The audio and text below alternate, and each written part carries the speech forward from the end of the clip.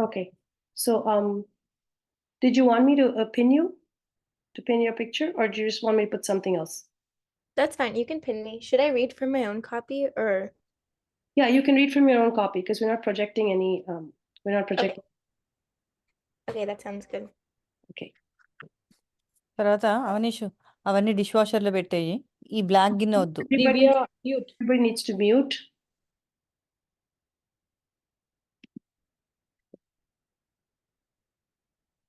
So Sorry. we have Anapayani today here to get us started on this really nice book, the Four Questions book by His Grace Vaisesika Das. And this is the book that was created to be a bridge book. It bridges the distance between those who do not have any awareness of our path or even Srila Prabhupada to the point where they're able to read Srila Prabhupada's books. It's meant for children, adults, people of all ages, and it carries four vital questions that help us work our way through all our challenges in life. So, before I get carried away and keep talking more and more about the book, let me hand it over to Anapayani.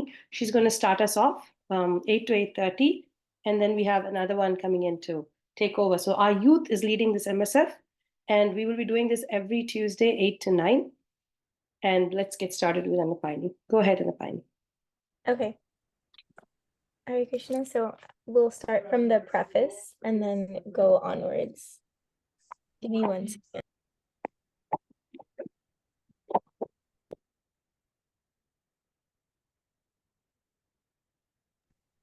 Preface.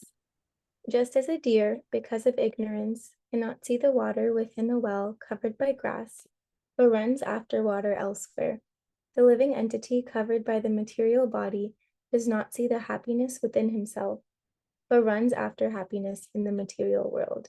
Srimad Bhagavatam, 7th Canto, 13th chapter, 29th verse. Wisdom traditions throughout the world share a common thread. They remind us that we can look here, there, and everywhere for happiness outside of ourselves, but that ultimately true happiness can be found only when we look within.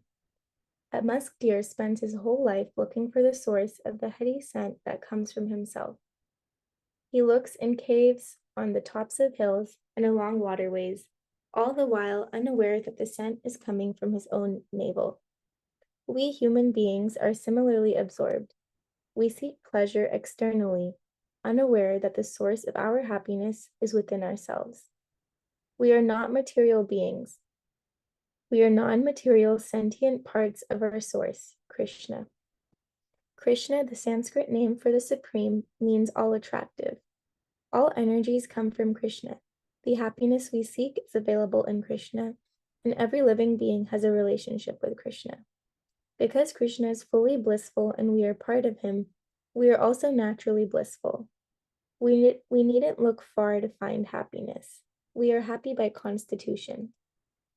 Most yoga classes today emphasize physical postures and breathing. These are but two small preliminary aspects of an ancient yoga practice called Ashtanga, the Eightfold Path. According to the source wisdom, yoga is a complete system, seen as a ladder that one ascends, purifying one's consciousness in the step-by-step process of awakening one's original pure consciousness, which is eternal, full of knowledge, and blissful. The word yoga means to connect or link. But to connect to whom or what? Both the Bhagavad Gita and the Yoga Sutras say that the goal is to connect to our original divine source, who is the soul of our soul and the root cause of everything. Bhakti Yoga, devotional service, the path of dedicating one's senses, engaging one's tongue, ears, eyes, arms, and legs in service to the Supreme, is the top rung of the yoga ladder. The ascending rungs begin with Karma Yoga, the yoga of work, then Jnana Yoga, the yoga of intellectualization, Dhyana Yoga, meditation, and finally Bhakti Yoga. Patanjali Muni says in his Yoga Sutras, all previously mentioned states of higher consciousness are attainable from devotion to Ishvara, the Supreme. And as Krishna says in the Bhagavad Gita, the best yogi is the one who serves me in loving devotion. The goal of yoga is called a sadhya, the practice is called sadhana, and the practitioner is called a sadhu. The word sadhu comes from the term sad, which means to accomplish, attain, or succeed. A sadhu, therefore, exemplifies a spiritual practice. Sadhus are known for their wisdom, self-control, and spiritual accomplishments. They are tolerant, generous, and treat all living beings with respect. Bhakti Yoga, the process by which we naturally link to the Supreme and realize our blissful nature, begins when we ask ourselves the right questions. Acknowledgements. My thanks to Dana Kriya Das, who helped mightily on the first draft of this book, to Kalachandji Das, Ekachakra Pran Das, and Anupam Das, the book's polished editors, to Adam Ellenbass and Kaishori Dasi, who gave invaluable feedback, to the artists without whose expertise and creative contributions this book would have not been the same, to my friend Bhagavad Ashriya with his expansive vision, and everyone on the production team. My deepest gratitude goes to my primary spiritual teacher, my guru, Srila A.C. Bhaktivedanta Swami Prabhupada, who introduced me to the practice of asking the right questions. Students add Srila to the names of their teachers to indicate that their teachers not only live in the beauty of reality, but also awaken it in others. AC stands for Abhaya Charanaravinda, one who is fearless. Bhaktivedanta is a title given to one who has acquired complete knowledge of the Vedas. And the honorific title Prabhupada means that he is a sadhu sadhu, because he not only practiced bhakti yoga, but also taught by example, bringing thousands of new sadhus into the practice who could also teach the Vedas for the benefit of all living beings. Prabhupada spread Vedic wisdom to every continent of the world and showed by example how to apply it. I was a recipient of his teachings in my youth, and I continue to benefit as I enter the youth of my old age. In 1965, at the age of 70, Srila Prabhupada ventured out of India for the first time to bring Vedic wisdom to the West. Before arriving in America, he wrote the following in his preface to Srimad Bhagavatam. Human society at the present moment is not in the darkness of oblivion. It has made rapid progress in the field of material comforts, education, and economic development throughout the entire world. Please mute. But there is a pinprick somewhere in the social body at large, and therefore there are large-scale quarrels, even over less important issues. There is need of a clue as to how humanity can become one in peace, friendship, and prosperity with a common cause. Srimad Bhagavatam will fill this need, for it is a cultural presentation for the re-spiritualization of the entire human society. To teach the practices recommended by the Vedas in today's world, Prabhupada brought with him books of Vedic wisdom that he had begun to translate from the original Sanskrit. He taught what Krishna teaches in the Gita, that we are metaphysical beings living in physical bodies, and that true knowledge means knowing the difference between spirit and matter.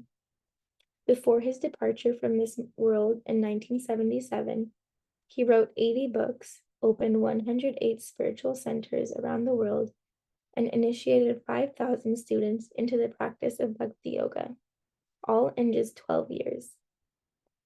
The knowledge and practices in this book imparted to me by Srila Prabhupada come from a bygone culture in which people lived in harmony with the gross and subtle laws of nature, kept themselves fit in body, mind, and spirit, and worked tirelessly to do good for others. Introduction. Questions are the answer. The most powerful punctuation mark. Punctuation marks do practical work. A period stops us, a colon announces upcoming information, a comma divides data. But the most powerful punctuation is the question mark. It's shaped like a hook, and with it, you can catch people's attention. You can snag ideas from the depths of your subconscious. It can take you beyond the mundane to the metaphysical. With a question, you can discover truths of ancient wisdom, investigate your own heart, and discover your true eternal nature as an individual conscious being. Questions help us find our way. In his article, Self-Actual Engineer, Professor Thomas P. Sage of Arizona State University writes, "Too often, we underestimate the importance of understanding our question. When you get lost in your search for knowledge, ask yourself, what question was I trying to answer?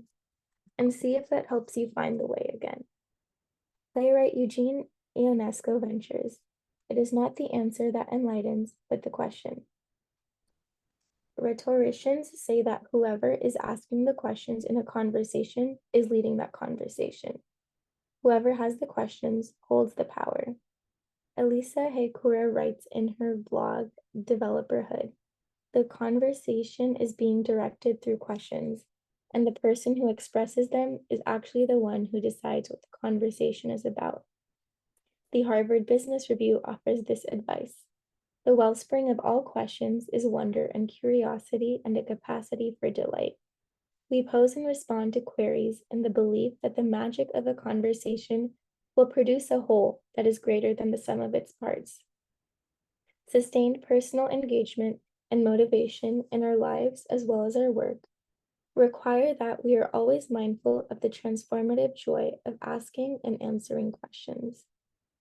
The question answer format is the basis of one of the core educational processes in the West, the Socratic method, in which the classroom experience is a shared dialogue between teacher and students in which both are responsible for pushing the dialogue forward through questioning. The teacher, or leader of the dialogue, asks probing questions to expose the values and beliefs which frame and support the thoughts and statements of the participants in the inquiry. The students ask questions as well, both of the teacher and each other. Srimad Bhagavatam, 1st Canto, 1st Chapter, 9th Verse, tells of an incident in which a renowned teacher, Sutta, appreciates the questions of his audience, a group of sages who have gathered to ask him about the purpose of life. The sages ask, "Please, therefore, being blessed with many years, explain to us in an easily understandable way what you have ascertained to be the absolute and ultimate good for the people in general." Sutta replies, "O sages, I have been justly questioned by you. Your questions are worthy because they relate to Krishna and so are of relevance to the world's welfare. Only questions of this sort are capable of completely satisfying the self. I use the seemingly contradictory phrase, 'questions are the answer,' to draw attention to the sheer magic of a question. The principle is simple and is thus one of the most overlooked miracles of the world. When you ask the right questions with the right attitude, you can learn the answers to all of life's secrets. When we sincerely ask relevant questions to qualified people, we can be sure that we'll get the answers we seek, even before we know whom to ask. By merely formulating our questions, we have begun the process. Those who think they already have all the answers cannot sincerely inquire, and therefore will not receive solutions that will help them to progress. A colleague of mine likes to say, there are 4 little words that block one's ability to learn. I already know that. But to those who are both willing to ask questions and are open-minded enough to hear the answers, the truth behind the world's mysteries is at hand. Start your spiritual quest by asking questions. The word question comes from quest, to search for something, dating back to the medieval sense of romantic adventure, especially undertaken by a knight in search of the Holy Grail. And query, from the Latin quaere, to ask, is combined with ad for emphasis to form acquire. So the knowledge we acquire comes from our queries, our questions. When you ask a question, you embark on a journey. The Buddha started his journey with a question. One day he left his father's protective care and ventured outside the royal palace. There he saw sick people, old people, and people in fear and anxiety. He asked, what is the cause of this misery? Now that's a big question. And it was the bridge over which he crossed from worldly life to a life of contemplation and enlightenment. The most important journey in your life begins when you dare to ask big questions. Actually, why you're doing next to But- it? But I'm no Buddha, you might protest. How can I be compared to him? All of us are but one question away from embarking on the path to enlightenment. It doesn't require formal education. You are born fully equipped to penetrate the mysteries of the universe. But you must inquire. Ask big. The opening statement of the Vedanta Sutras is Atato Brahma Jigyasa. Now that you're a human, inquire about the ultimate truth. Ask, what is the purpose of life? Animals also ask questions, but mostly they just need to know how to survive, how to eat, sleep, mate, and defend. The yoga texts say that humans also need to ask survival questions, but to be happy, they must also ask bigger ones. Social scientist Abraham Maslow conceived of a hierarchy of needs in which he points out that to be happy, humans must strive to fulfill needs, self-actualization, for example, that are above our needs for survival and comforts. In the Bhagavad Gita, Krishna says that a happy human is one who learns to control anger and lust. Srimad Bhagavatam states, be healthy, be balanced, but do so in a way that you can vigorously inquire about the purpose of your life. In short, eat to live, don't live to eat. The statement Atato Brahma Jigyasa says to all humans, now is your chance to ask the big important questions, ones that go beyond the survival or comfort of your body. These questions can also remind us that these physical bodies in which we reside are temporary. Why work just to eat, the Vedas ask? With just enough work, we can obtain our physical necessities. Due to artificial standards of living and political strife, humans can easily forget or be deprived of foodstuffs that are abundantly available from the earth. The squirrels in my backyard here in California certainly work to get their necessities, but their needs are met plentifully in every season. In winter, they get a free new coat and persimmons to eat. In spring and summer, they choose among various fruits and nuts. In autumn, they reap the harvest and stash nuts for the oncoming winter. What about spiders? They literally hang out in webs, which they know how to build without instruction, and their food, bugs, are plentifully available. In undisturbed habitats, elephants find the tons of foliage they need to fill their bellies each day. Srimad Bhagavatam prompts us, use your human energy to pursue self-realization. The yoga texts advise, become a master asker. Ask penetrating spiritual questions. Where do I come from? What is the ultimate purpose of life? Where am I going after death? The Bhagavatam tells us that as humans, our prime duty is to ask questions which lead us to spiritual discovery. The 4 questions will lead you to the solutions to life's fundamental problems and take you by the hand onto the path of the enlightened beings. The metaphysical question, why? Armed with the questions who, what, when, and where, we explore and navigate the world. Then there is the standout metaphysical question, why, which can take us beyond the world of matter. Why questions take us into the realm of purpose, motive, and free will, which are beyond the elements and mechanics of the physical world. Some people doubt the need for asking why, because they feel that we should accept as a reality only those things that we can perceive with our 5 material senses. Therefore, they say the search for our spiritual selves or our relationship with the Supreme is futile.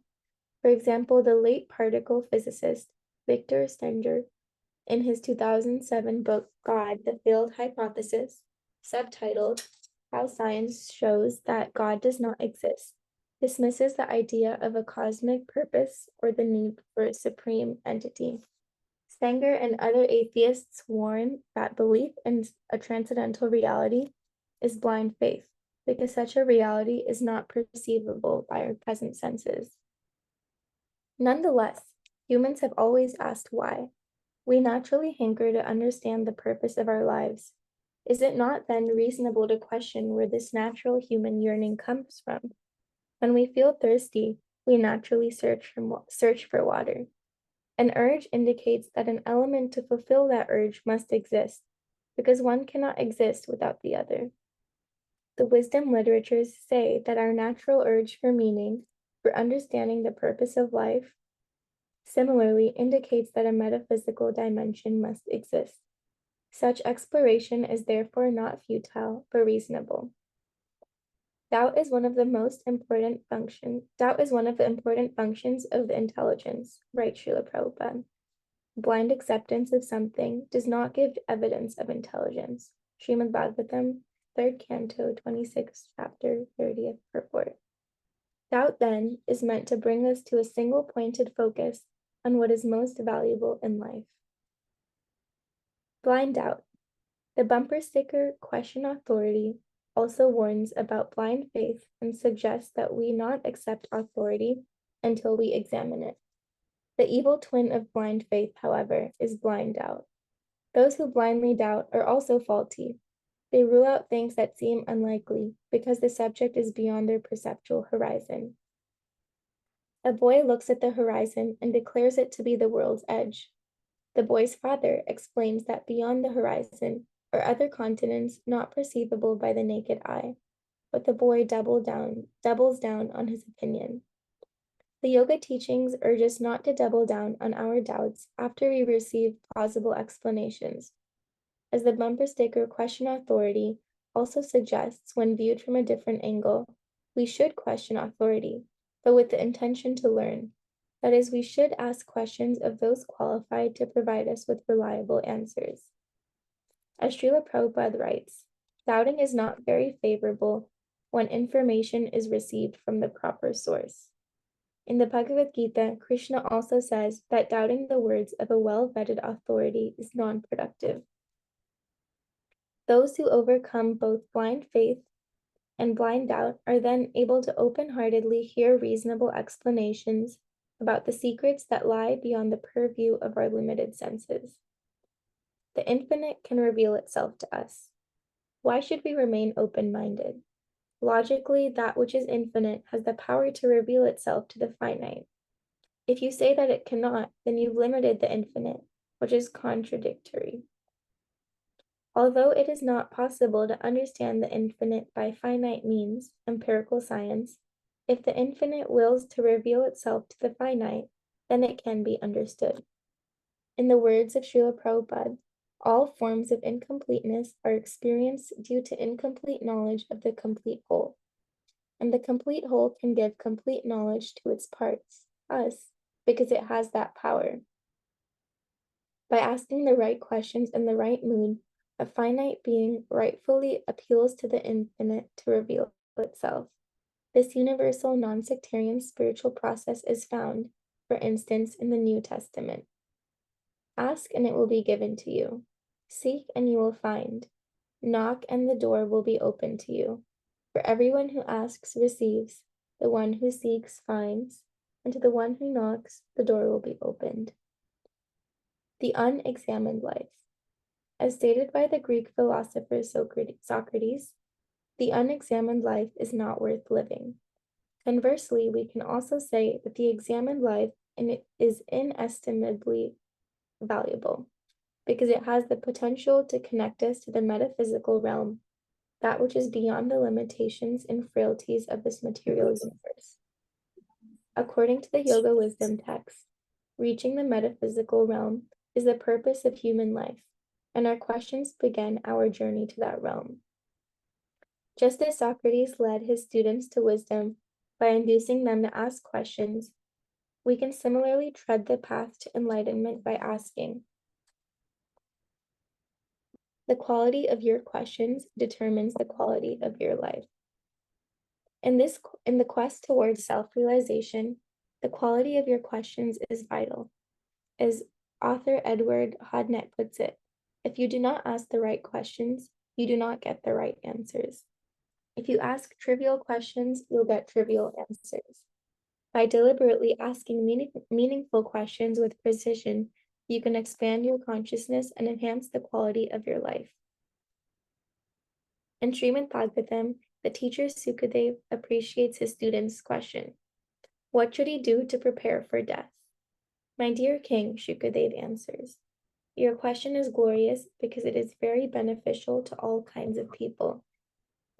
The answer to this question is the prime subject matter for hearing, and it is approved by all transcendentalists. Some corporations inspire their team members to ask questions in order to probe deeper and improve their operations. Fast Company, a magazine that tracks successful businesses, reports, Google's culture encourages asking questions and sharing information. Their goal is to have happier employees, and they have found that when employees are allowed to ask questions, they get clarity, which leads to greater efficiency and quality in their work. Questions have more than once changed the course of history. Sir Isaac Newton's question about why apples fall from trees led to his description of gravity. If the apple falls, he asked, does the moon also fall? The simple question led to Newton describing gravity and to breakthroughs in the laws of classical mechanics, which set off a chain reaction in science and led to the Industrial Revolution. Albert Einstein's question, what would happen if I rode a beam of light, led to his theory of relativity, which changed the way we view space and time. Ask an important question. Expand your world. You are lifted to the level of your questions. The quality of your questions determines the quality of your life. Live life to generate deep questions. Albert Einstein advised, the important thing is to not stop questioning. The search for happiness. Imagine America in 1945. World War II is over. Medical researchers announce a class of wonder drugs that promise to eradicate most, if not all, diseases. Electronic engineers are on the verge of completing an electronic brain, a precursor to the modern computer, which can do 5,000 computations per second. The military churns out new state-of-the-art weaponry, long-range bombers, radar, and nuclear weapons, which make America and its allies appear invincible. Today, almost 80 years later, the refinement of technology continues. With a smartphone, one can manage a small business, order products to be delivered overnight, listen to music, and watch movies chosen from catalogs containing millions of titles. These wonders have not, however, relieved our anxieties. They've merely added new ones.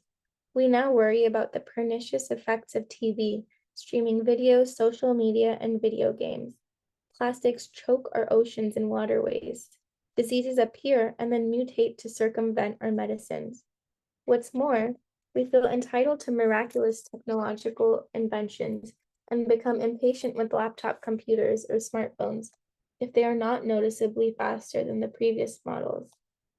Please don't think that I'm against progress in the technological sciences.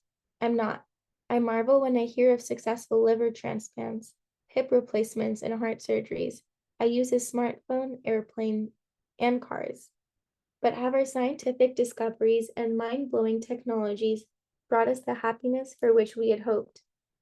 Examine any famous street in Paris, Cairo, London, or New York, and you'll find plenty of shops where you can buy clothes or coffee, have your hair styled or nails polished, but where are the shops selling the secrets to full satisfaction and a truly happy life?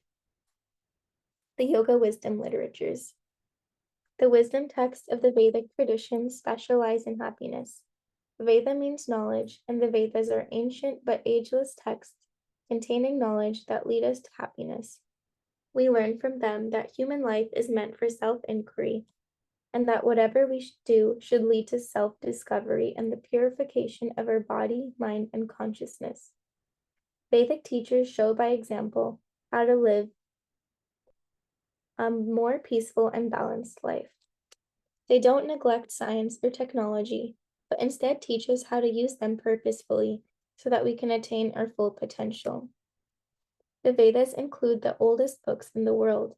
The Rig Veda was written 5,000 years ago. An abundance of these ancient texts, including the Upanishads, the Bhagavad Gita, and Srimad Bhagavatam, give practical instruction through philosophy and recorded history on how to improve our lives by living in harmony with nature's laws and by rising above samsara, the cycle of birth and death. Through these wisdom literatures, Vedic culture gave us Sanskrit, humankind's most perfectly constructed language, from which all other languages have evolved. Ayurveda, the science of medicine that not only heals, but also prolongs one's life by balancing the natural forces within one's body, and meditation, the practice of which brings us multiple physical and mental benefits. Vedic culture has contributed all this to human society and so much more. We'll stop there, Anapayani. So thank you so much, Anapayani. What a beautiful flow. I loved listening to you. I'm sure we had a wonderful time hearing through the preface and the introduction, and you walked us through the concept of why these questions, why questions are so important, so many examples of people who asked questions. And Gurudev is telling us it's not just important to ask questions, start asking big questions. Ask of us the bigger questions. He speaks about how the person asking the question has the power to control a conversation. He or she directs the flow of that conversation. So questions are actually power. And he talks about how Srila Prabhupada, he introduces Srila Prabhupada in the very beginning, and he talks about how he's a sadhu and how much he has done and how it's so important to understand the difference between spirit and matter.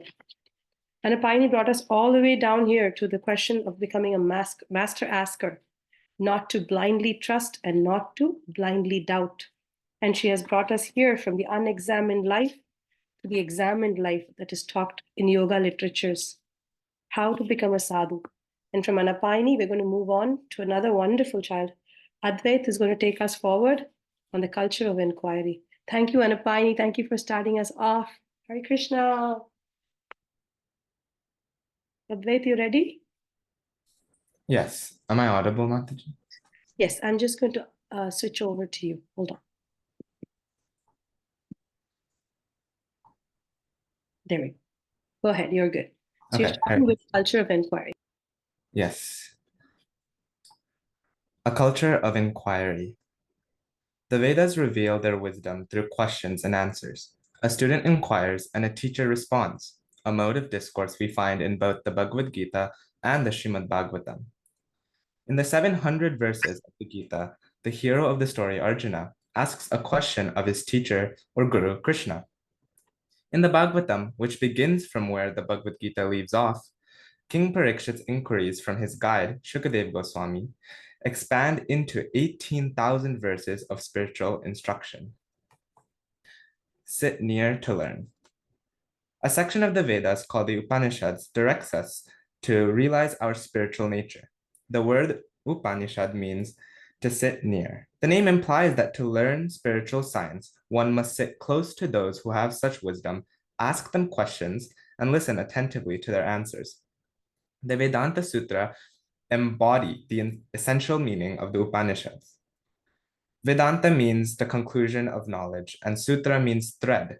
The Vedanta Sutras invite us to weave these threads of wisdom into the fabric of our lives.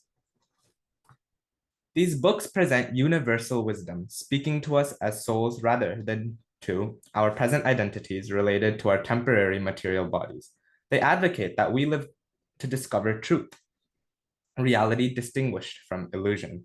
This wisdom and practice is accessible to any sincere seeker.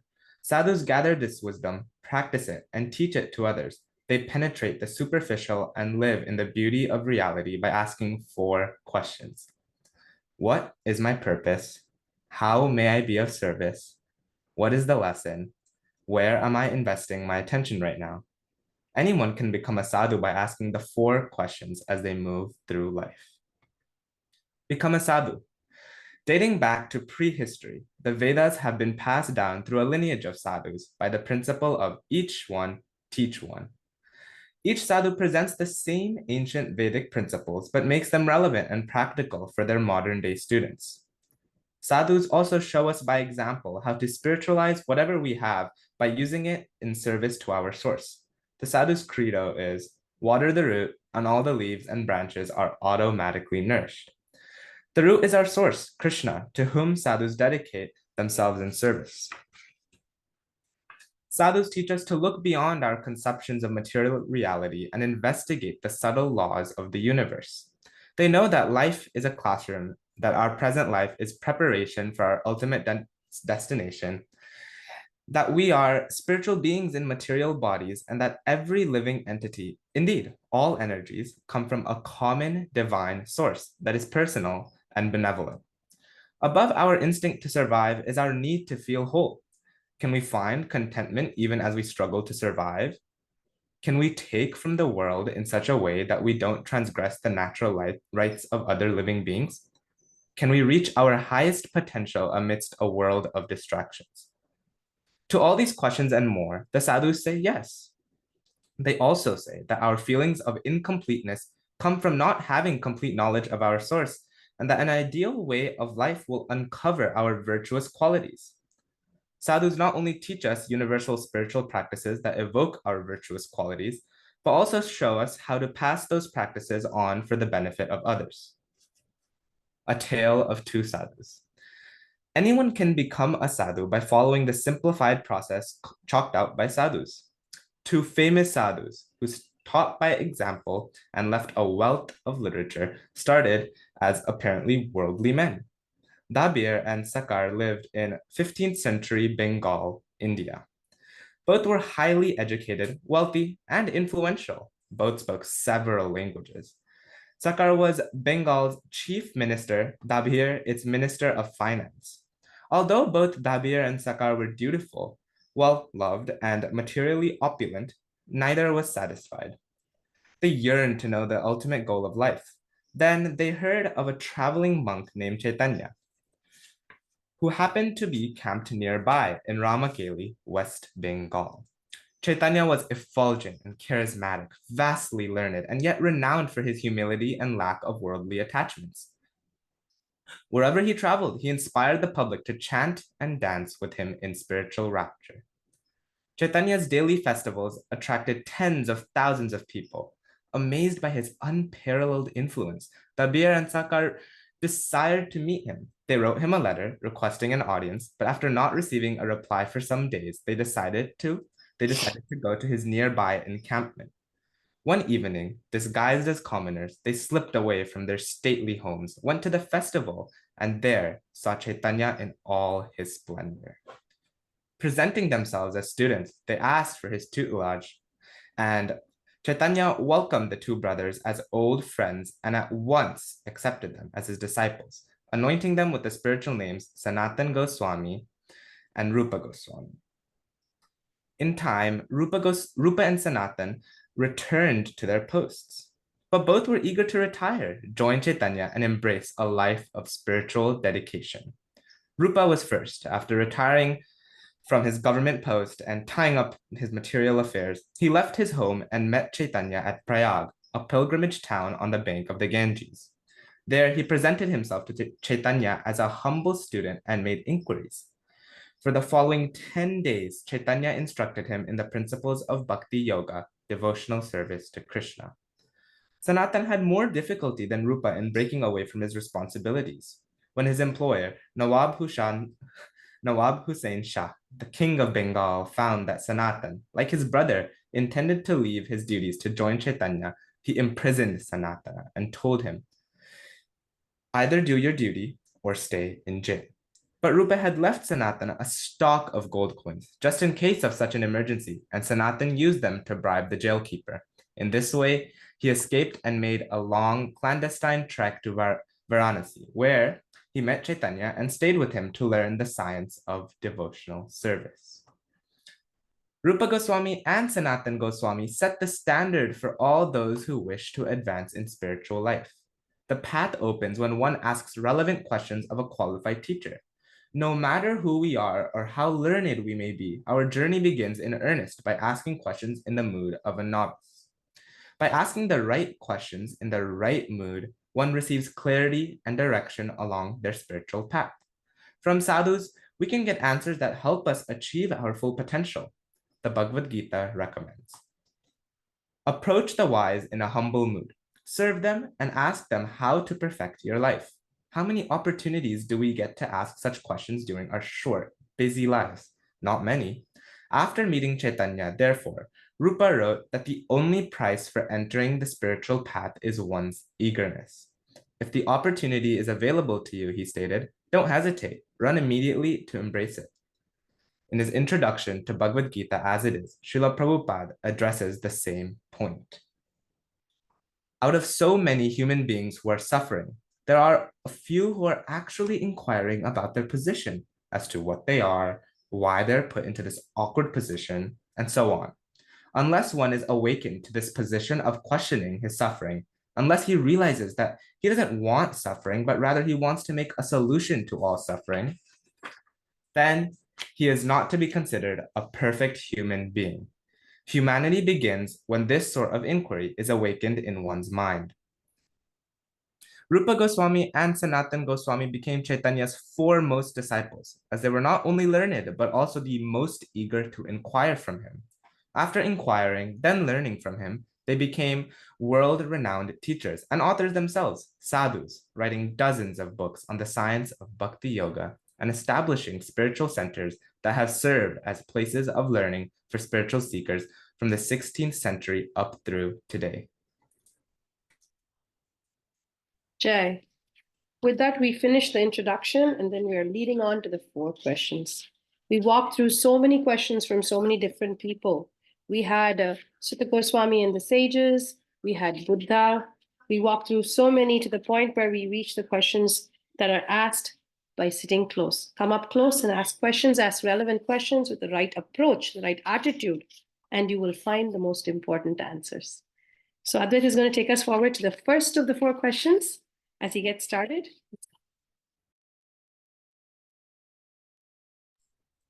Yes. The 4 questions. The 4 questions can transform your life and awaken your highest potential. Asking them of yourself regularly and whenever you need them will elevate your perspective and awaken your spiritual vision. This is what the Bhagavad Gita 13.22 refers to as the vision of eternity. When we are aligned with our purpose, we act with integrity and vigor.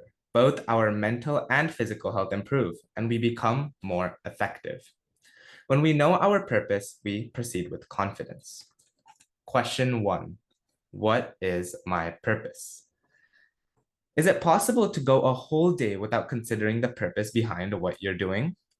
Absolutely. Is it possible to work for weeks, months, years, or even a lifetime without inquiring about one's purpose? Sadly, yes. The fact is that most people don't inquire at all. The yoga wisdom texts say that humans not only can, but must ask this question in order to be happy. This is why the Vedanta Sutras prompt us humans to use our special mental capacities to inquire about our ultimate purpose. People often assume that they know the purpose for which they work, travel, and hold on to things, but often they don't. Just because one is absorbed in work, adherent to a ritual, or attached to something, that doesn't mean that these endeavors are well thought out and reasonable. In his book, How to Win an Argument, New York University professor of rhetoric Michael Gilbert points out that the most common mistake people make when they argue is to forget the purpose for which they're arguing. When suddenly you no longer know what you're arguing about, he advises, check to see if the subject was changed. He also warns that many debaters are subject switchers and suggests that when we debate, we should remember the purpose for which we are debating. He writes, it is very easy to find out what the argument is about.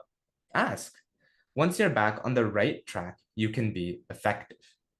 Similarly, our minds can switch subjects on us. Have you ever picked up your cell phone to look at an email and ended up surfing the internet? Whatever you're doing when you ask yourself, what is your purpose? You realign yourself.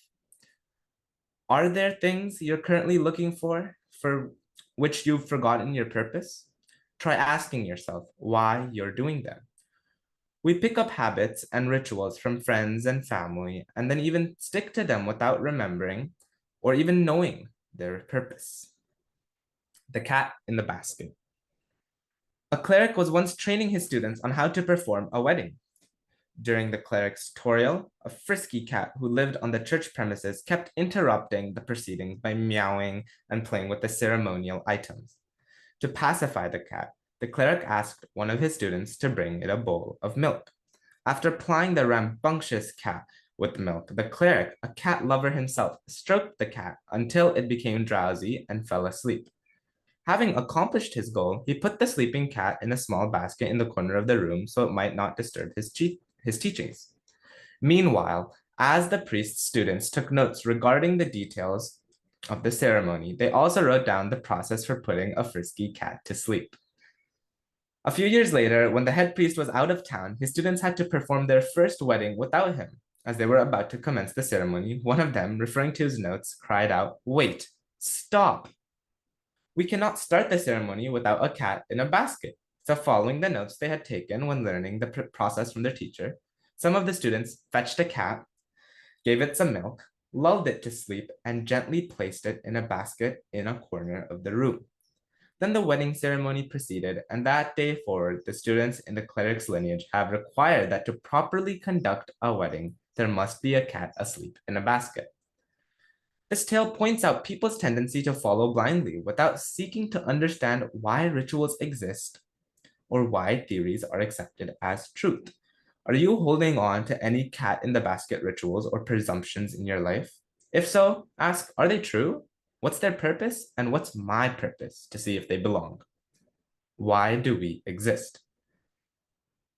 Purpose is the reason for which something exists. Everything, even a tiny screw, exists for a reason. Lying on the street, the screw is insignificant. If you were to pick it up and try to sell it, you wouldn't even get a penny.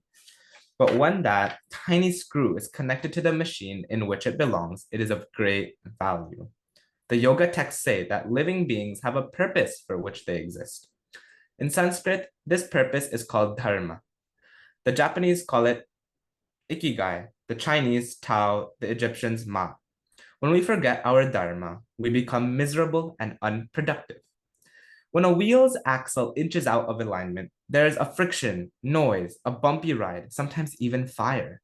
When we similarly stray from our purpose, we develop feelings of tension, unease, and fear.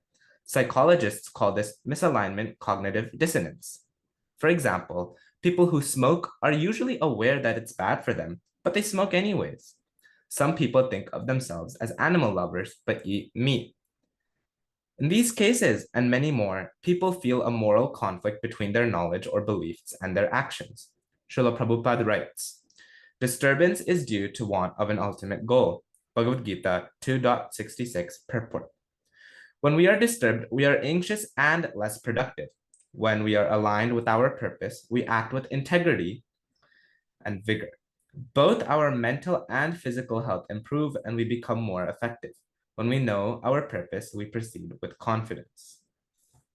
In his novel, The Brothers Karamazov, Fyodor Dostoevsky writes, the mystery of human existence lies not in just staying alive, but in finding something to live for. Working merely to stay alive is boring. Working for a cause that one is willing to die for is thrilling. Dr. Martin Luther King Jr. stated, life is not worth living until you have found something worth dying for. The great philosopher Aristotle urges people to analyze the purpose for which they exist. An anonymous author summarizes Aristotle's thoughts about purpose on the blog, The Great Conversation. Aristotle argues that the ultimate purpose for humans will be something that we desire for the sake of itself and never for the sake of anything else. For example, imagine a curious adolescent who ceaselessly asks why to every answer you provide him. Why are you going to school? To earn a degree. Why do you want a degree? I need a degree to obtain employment. Why do you want a job? I need a job so that I can earn money to buy the things I need, such as a house, clothes, food, etc. Why do you need all that? Those things will make me happy. Why do you want to be happy? At this point, you realize that there is no further answer. You want to be happy for the sake of being happy and not for the sake of anything else. What is my purpose is the most important question we humans can ask. Those who are conscious of why they are doing what they are doing know which path to follow and thus make better choices on life's journey. As humans, we can choose to dedicate our lives to whatever we wish. Such independence, however, carries the weight of responsibility for our choices. Human responsibility. In the third chapter of the Bhagavad Gita, Krishna explains that the essence of human responsibility is yajna, sacrifice, the act of giving something valuable to someone important or worthy. Because we receive a multitude of gifts from our source, we must reciprocate in gratitude by giving something back. By giving, we grow. For example, those who dedicate the results of their work to the Supreme, perhaps giving a portion of what they earn or volunteering for a spiritual cause, are performing yajna. Conversely, those who work solely for themselves take on a cosmic debt called karma, which obligates the debtor to work hard. Those who take from nature without acknowledging the source of their bounty are compared to thieves who can never be happy. Thus, giving is our duty because we are part of the complete whole. The complete whole is known by many names: Krishna, Allah, Yahweh, the Supreme. Ultimately, all these names refer to the same divine source from whom everything emanates. The whole existence is compared to a tree. By yajna, we water the root of this tree and thereby nourish ourselves, who are like its branches and leaves. Those who neglect the root and instead water the leaves and branches in an attempt to satisfy themselves actually fail to nourish themselves. Krishna therefore remarks, "My dear Arjuna, living only for the satisfaction of the senses, a person lives in vain." Marry your purpose. Yoga texts describe a phenomenon called niyamagraha, a Sanskrit term with two meanings. The first is to be divorced from one's purpose. Have you ever practiced something or followed a rule or routine just for the sake of doing it without knowing the purpose behind it? This is called niyamagraha. Asking what's my purpose gives us focus and clarity, brings meaning to our actions, and helps us ignore distractions. The second meaning of niyamagraha is to stop trying altogether. To advance in any discipline, one must have a systematic practice. Those who stop practicing make no advancement. In other words, one should practice regularly, but one should also be clear on the purpose of the practice. Marrying our purpose means that we have a clear idea why we exist and actively work toward realizing that purpose. Write down your priorities. To determine your purpose in life, it can help to first list and order your priorities. When the COVID-19 pandemic began in 2020, I took the time to sit in a distraction-free setting and write down my priorities. This gave me a renewed sense of purpose.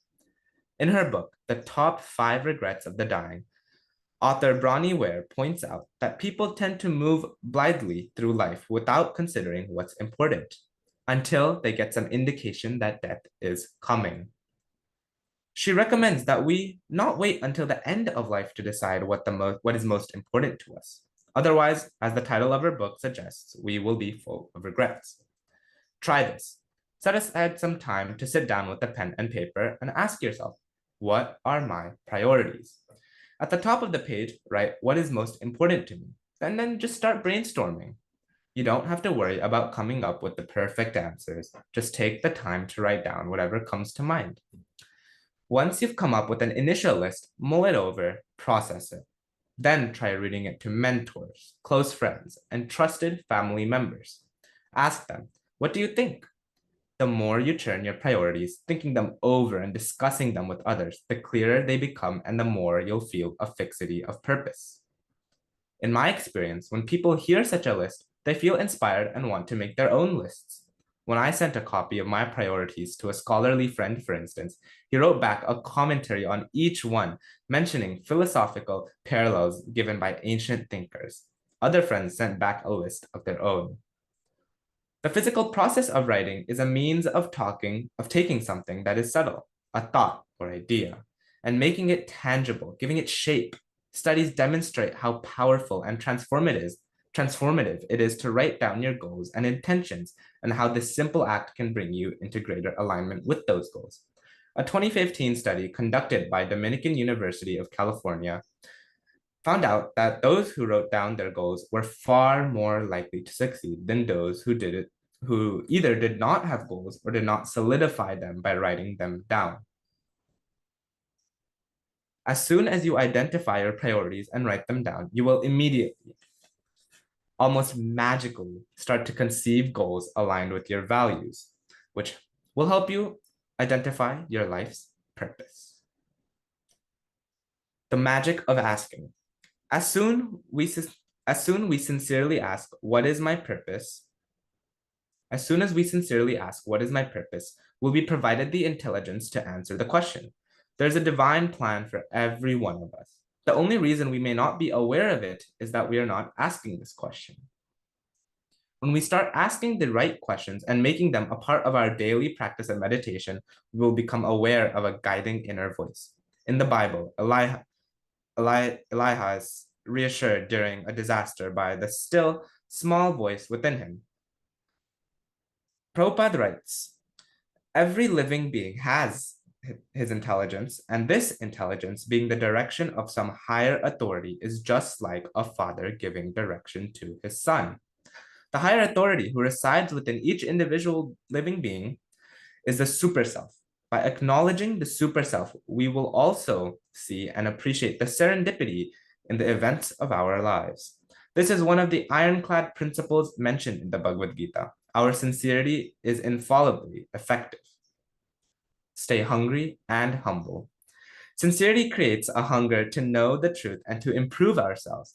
Just as the hungrier we are for food, the more we can eat and digest. Similarly, the keener we are to know, the more we are open to receive answers and guidance from within. The Saint Queen Kunti advises, therefore, that we keep ourselves in the state of spiritual hunger called akinchana. Akinchana means to feel oneself a humble beginner, devoid of entitlement and helplessly dependent on a higher power. Literally, akinchana means without anything. The akinchana mind is always ready for more. Queen Kunti said, if you think you're smart, beautiful, wealthy, or prestigious, then you are already full. Srila Prabhupada writes in the Bhagavad Gita, purport 12.8 to 12, knowledge begins with humility. We can begin to help ourselves as soon as we sincerely admit that we need help. When we see that we are completely helpless, we are in the perfect position to be sincere. In other words, if we are sincerely humble and ask for direction, we will be given the intelligence to unlock the answers that bring out the highest purpose of life. Axiom. Great. I think we will stop here. We have about 3 minutes left, but we still have, I think, around 3-4 more pages to finish on question number 1. So I don't think you'll be able to wrap it up today. What did you want to do? Want to continue or you want to pause? I can continue. You can continue? Okay. So go ahead and continue for the next. Can you finish it? Yeah. Go ahead. Let's get this done. Okay. We can begin to help ourselves as soon as we sincerely admit that we need help. When we see that we are completely helpless, we are in the perfect position to be sincere. In other words, if we are sincerely humble and ask for direction, we will be given the intelligence to unlock the answers that bring out the highest purpose of life. Axiomatic truth and aligned purpose. Problem solving in geometry starts with a premise. We can't solve a problem that says, given nothing, solve for x. And as Aristotle noted, unless we base our hypotheses on an axiomatic truth, our thought process will be susceptible to infinite regress and we won't get anywhere. Of course, it's best if premises are true. The premise or axiom in yoga teaches that we are non-material entities. That is, we are categorically different from matter, a fact that we can see through the incongruity and frustration we feel as we deal with matter. I often feel this frustration. For example, I want to stay healthy and young, so I exercise every day and I'm careful about what I eat. But despite my efforts, the expiration dates on my body parts are approaching, as I'm beginning to notice. My problem starts with thinking that I am my body. My problem is solved when I apply the axiomatic truth of the Vedas. Consciousness is different from matter. We are conscious entities inhabiting temporary material bodies. The yogic teachings explain that consciousness and inert matter are different categories of energy. If we overlook this and become infatuated with the ever-changing forms of matter, we remain unsatisfied because the happiness we get from material interactions has a beginning and an end. The same teachings that say that material happiness is a misnomer because material desire by definition is unfulfillable. Trying to satisfy it is like trying to taste sweetness by licking the glass on the outside of a bottle of honey. The wisdom literatures make a study of happiness. Real happiness does not come and go, but is everlasting. We taste the highest degree of happiness through yajna, sacrifice. We are happier when we give. We are happier when we give rather than take. We feel most satisfied when our service is selfless, motivated not by love, not by greed. When we direct our attention to the substantive rather than the trivial and align ourselves with our spiritual purpose. The wisdom literatures therefore present us with an axiomatic truth. We are not material. We are spiritual entities, not part of the material world. Questions by the sages. We each have an individual purpose in life, our dharma, or duty, to utilize our unique gifts and talents in service. But we also share an ultimate purpose. The Bhagavatam 1.1.9 opens with a group of sages gathered at tranquil forest called Naimasharanya to ask questions about the ultimate purpose of life. The sages ask potent questions to the wisest among them, Sutta Goswami. One of the questions the sages ask is, what is the absolute and ultimate good for everyone without exception? Sutta Goswami's answer is that the universal dharma, the highest purpose for everyone, is to attain loving connection and service to our original divine source, Krishna, who is love personified. Such service, when unselfish and uninterrupted, brings about complete self-satisfaction. 1.2.6. And how can we align ourselves with this universal dharma? By asking the next of the 4 questions. Some key takeaways. Base your life on the right axiom. You are not your material body or mind. The supreme purpose that we all share is to revive our loving connection with our original divine source. Be a kinchana, stay humble, and maintain a beginner's mindset, and you'll be able to receive and learn more. We are happier when we give rather than take.